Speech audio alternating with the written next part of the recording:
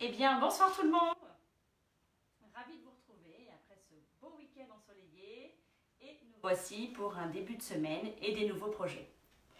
Alors, qu'est-ce qu'on a? Eh bien, on a cette belle petite table basse en merisier.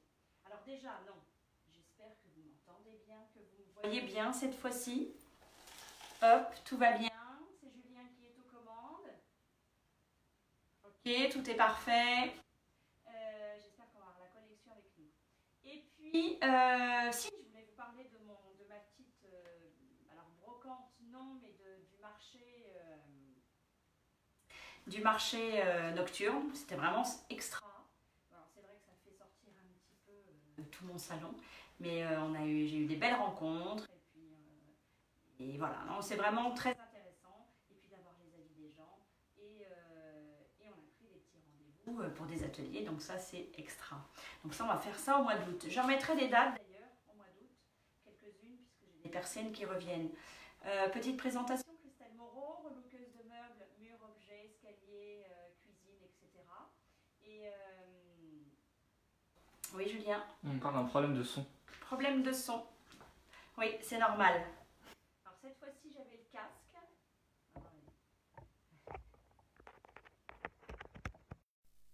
Ça y est, vous m'entendez mieux?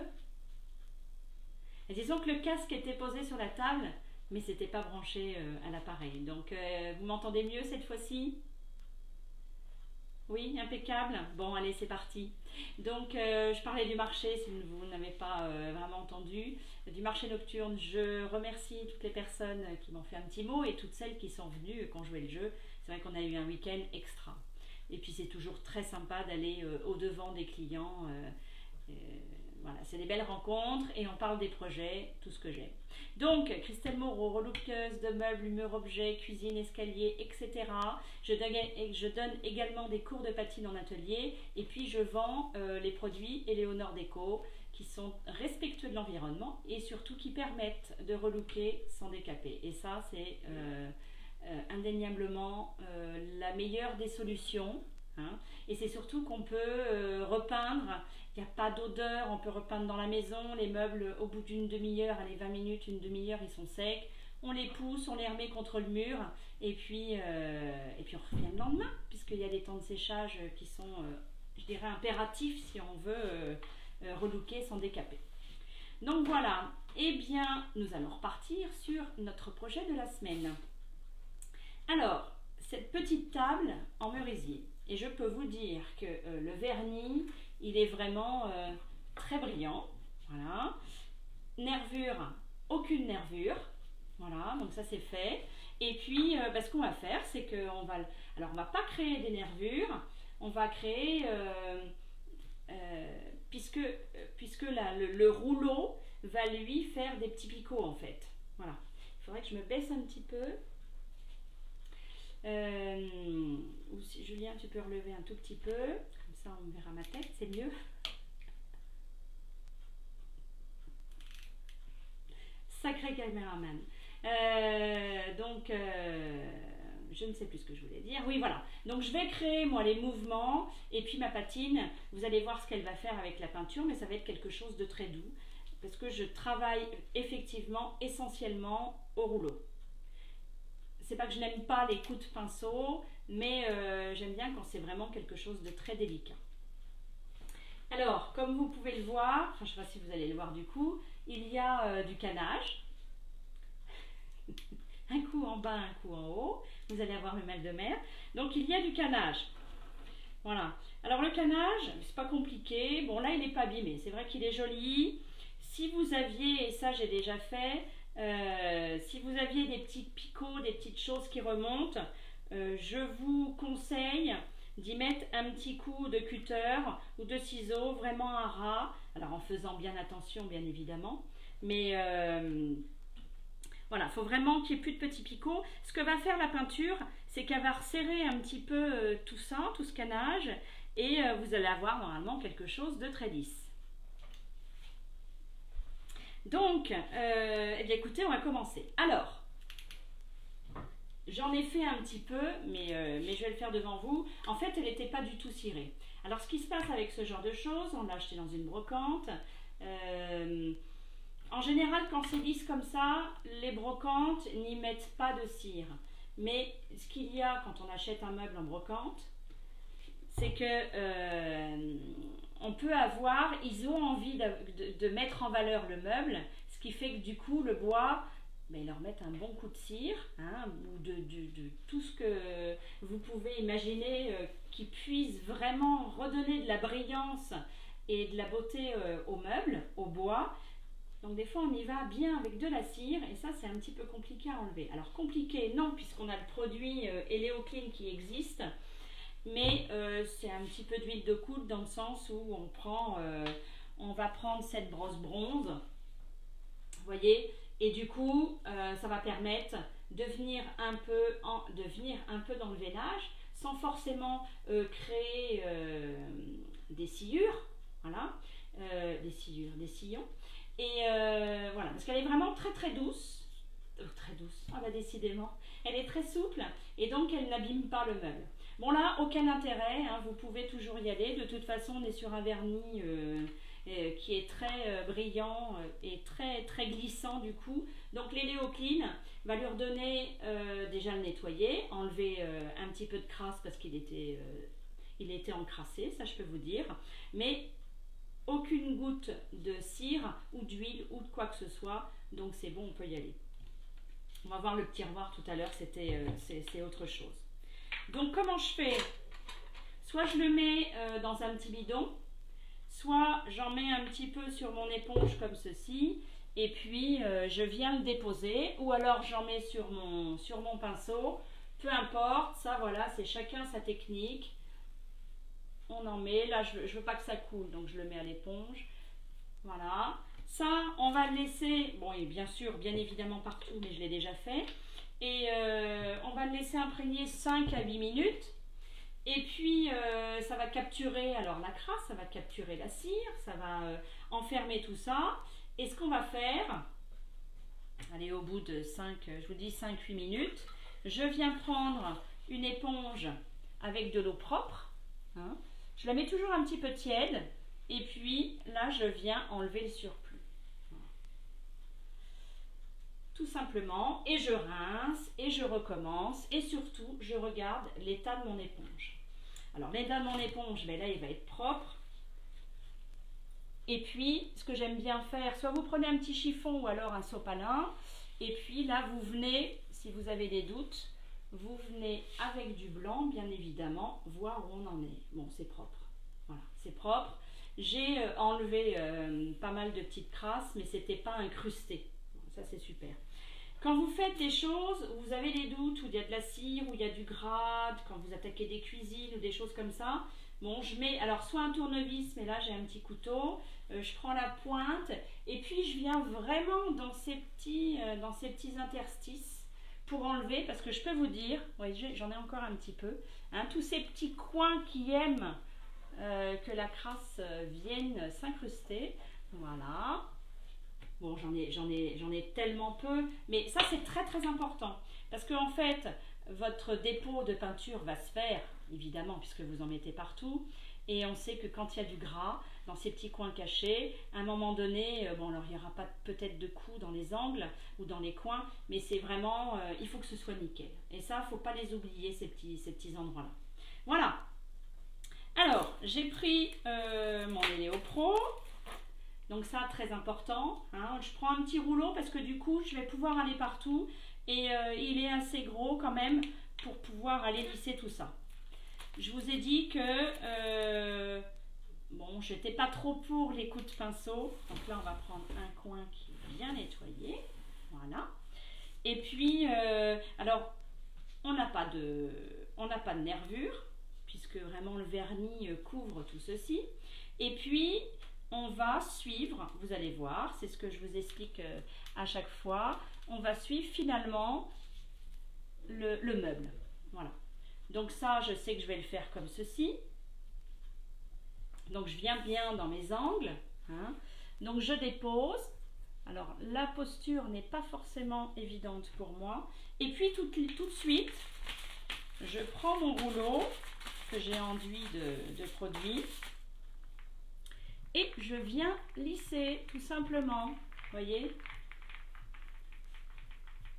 Et en plus il est vraiment, celui-ci, il est vraiment au gabarit de mon meuble. Voilà, mais je vais venir en mettre partout. Alors, même si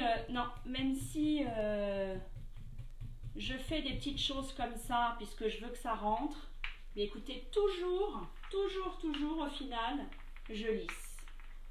Parce que pas de surplus, parce que ça sert à rien d'en avoir dans tous les sens.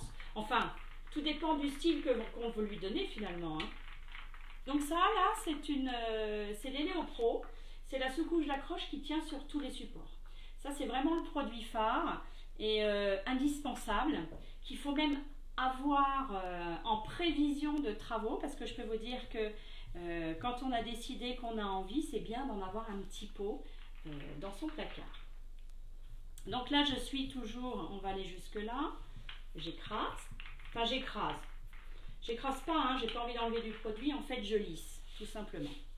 Alors, là c'est pareil, comme il faut que j'en mette dans toutes les petites, dans tous les petits interstices, je peux jouer avec mon pinceau.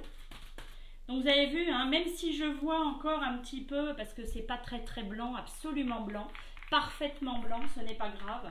Ce que je lui demande pas, c'est d'être tout blanc, tout joli, c'est d'avoir ce pouvoir d'accroche. Et je peux vous dire qu'on n'a pas besoin d'en mettre beaucoup. Donc vous voyez, toujours je lisse, donc pas compliqué, hein, au rouleau, ça se fait vraiment très rapidement. Je vais plutôt vous montrer le canage.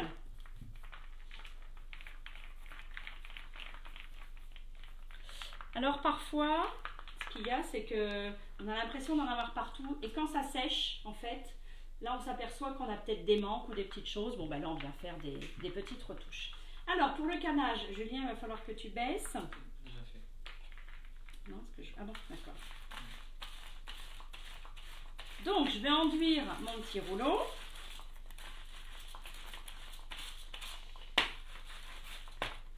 Et puis là, je vais venir, alors j'ai quand même bien enduit finalement, et puis je vais venir délicatement, je vais pas forcément appuyer. Ce qui va se passer si j'appuie, c'est que ça va couler en dessous, encore que l'Eléo-Pro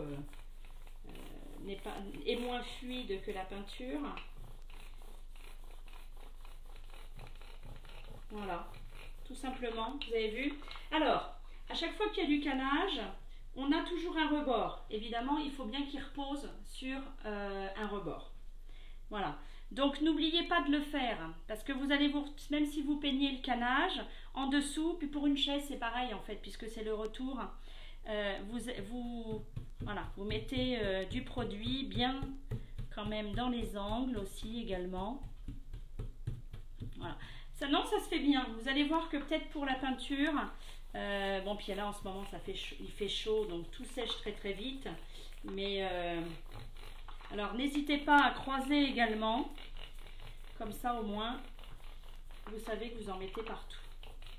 Vous avez vu, j'enduis mon pinceau et puis vraiment je vais jusqu'au bout, jusqu'à ce qu'il n'ait plus de matière. Mais vraiment ça couvre super bien. Voilà, écoutez, je vais terminer sans vous prendre toute votre soirée. Voilà. Alors, c'est un petit jeu de patience. Hein. Je ne dis pas que ce n'est rien et que ce n'est pas du travail. Je dis que, pour le coup, si on sait que c'est verni, tout va bien. Si on sait que c'est ciré, mais là, ça demande un petit peu plus, finalement, de nettoyage. C'est tout. Mais sinon, dans le principe, on n'est pas à décaper son meuble. On le nettoie. Ça met sur un support propre, net. Et là, on démarre. Demain matin, quand ça va être fait, quand ça va être sec, qu'est-ce qui va se passer? Eh bien, je vais faire mes petites griffes de chat, comme d'habitude. Hein, je vais griffer, pas y aller au tournevis ou avec un clou pour faire une rayure pour voir si ça marque. Non, je vais y aller gentiment avec mes griffes et là, je sais si ça tient ou pas. Si ça tient pas, c'est que j'ai mal nettoyé. Si ça tient pas, c'est qu'il y a encore du gras. Voilà. Il y a toujours, mais ce n'est pas sans solution, hein, puisque, écoutez, il faut nettoyer. C'est pour ça que quand vous avez des doutes, vraiment, vraiment, quand vous avez des doutes, vous faites un petit coin d'Héliopro, plutôt que de tout faire. Et que le matin vous arriviez, vous griffiez, vous dites, mince, finalement c'est terrible, j'ai pas assez nettoyé. Non, quand vous avez vraiment des doutes sur un meuble qui a été ciré, vraiment très très encrassé de cire, vous faites un petit bandeau, c'est toujours ce que je préconise. Vous nettoyez, vous faites un petit bandeau d'Héliopro et là le matin vous voyez. Ça veut dire que finalement vous pouvez mettre du produit partout.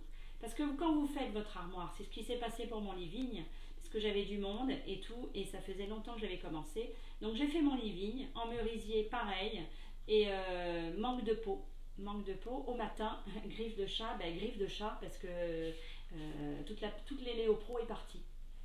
Pourquoi? Parce que j'avais sous-estimé mon nettoyage, ça c'est pas bien du tout. Donc ça sert à rien, j'ai perdu du temps, j'ai perdu du produit. Donc ça c'est non. Voilà, donc je vais continuer. Et puis la couleur normalement c'est ondé pour cette petite table. On va essayer de ne pas faire de bêtises. Et puis, alors, je ne sais pas si on va faire le petit, si on va avoir le temps pour ce soir, mais voilà ce que je vous ai prévu également. Ce que je vous ai prévu. Alors, j'ai mon époux qui, quand il a envie de faire un petit peu de ménage, va vite en besogne et du coup, c'était mis de côté, heureusement j'ai vu. Et j'ai pu sauver, alors c'est vrai que le chevet qui allait avec était très très abîmé quand même, mais j'ai pu sauver ce petit tiroir. Alors, je vais le nettoyer tranquillement. J'ai ce petit nœud en résine, voilà. J'ai ce petit nœud en résine que je vais peut-être mettre là. Et puis j'ai également, là Julien, si tu me mets la lumière dans les yeux, ça c'est un coin de tiroir. Voilà, c'est un coin, j'ai récupéré les coins, j'ai récupéré les fonds de tiroir, donc je me suis amassée, j'ai caché dans le garage. Donc voilà, alors ce que je vais faire, je vais le couper, hein, je vais prendre mes mesures, voilà, je vais le couper et je vais faire une petite étagère. Voilà ce que j'ai envie pour faire, voilà, pour ce petit tiroir. Je vais garder le bouton qui est très sympa et puis voilà, je vais en faire une petite étagère murale. Donc ça, par contre, alors là par contre, j'ai besoin de la brosse. Parce que là, on est sur un bois qui est brut, qui est certainement très encrassé, hein, puisqu'il a été dehors un petit moment. Et puis, je n'ai pas de vernis dessus. Donc là, je vais pouvoir bien le décrasser si je veux avoir un travail impeccable. Voilà pour ceci. Et puis, ce que j'avais pas eu le temps de vous montrer, c'est du coup ma petite caisse. Alors la petite caisse, vous avez vu en photo, hein. Voilà, là j'ai eu mes petites chouettes. Où trouvez-vous vos nœuds en résine? Oui, alors on m'a déjà posé la question. J'ai acheté ça à une amie en fait. Il faudrait que j'aille bidouiller sur internet pour voir où elle aurait pu acheter ça. Ça fait au moins 6 ans que je les ai et ils étaient dans une caisse. Je ne sais pas où elle les a achetés. Cultura ou des choses comme ça, vous n'avez pas trouvé, ou essayez Créavea, il y a plein de sites, vous mettez nœuds en résine à peindre. Ils étaient déjà blancs, je crois, quand je les ai achetés. Donc il y avait plein de cadres, il y avait plein de choses comme ça, donc j'ai hérité un peu de tout ça.